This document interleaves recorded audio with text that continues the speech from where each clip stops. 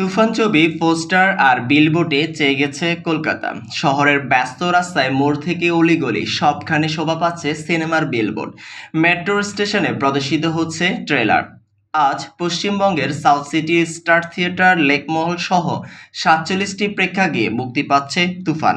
ঢাকার প্রযোজনা প্রতিষ্ঠান আলফা আই স্টুডিও প্রযোজনায় এই সিনেমা নির্মাণ করেছেন পরিচালক রায়হান রাফি। কেন্দ্রীয় চরিত্রে অভিনয় করেছেন তারকা অভিনেতা সাকিব খান। পবিত্র ঈদুল আজহায় দেশের প্রেক্ষাগৃহে মুক্তির পর থেকে সিনেমাটি দেখতে হুমড়ি খেয়ে পড়েছেন দর্শকেরা। ঢাকার গণ্ডি পেরিয়ে এবার পশ্চিমবঙ্গে দর্শকের সামনে হাজির হচ্ছেন সাকিব খান। ভারতে মুক্তিকে ঘিরে ভারতীয় সংবাদ মাধ্যমের শিরোনামে এসেছেন তুফান। সিনেমাটিকে নিয়ে অভিনেতা সাকিব খানের সাক্ষাৎকার প্রকাশ করেছেন ইন্ডিয়ান এক্সপ্রেস সহ ভারতের শীর্ষ সংবাদ মাধ্যম।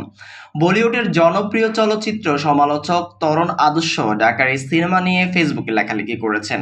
এছাড়া ফেসবুক, ইউটিউব, টিকটকে ভক্তদের তৈরিকৃত কন্টেন্টে তুফানের গান কানে বাজছে বারবার।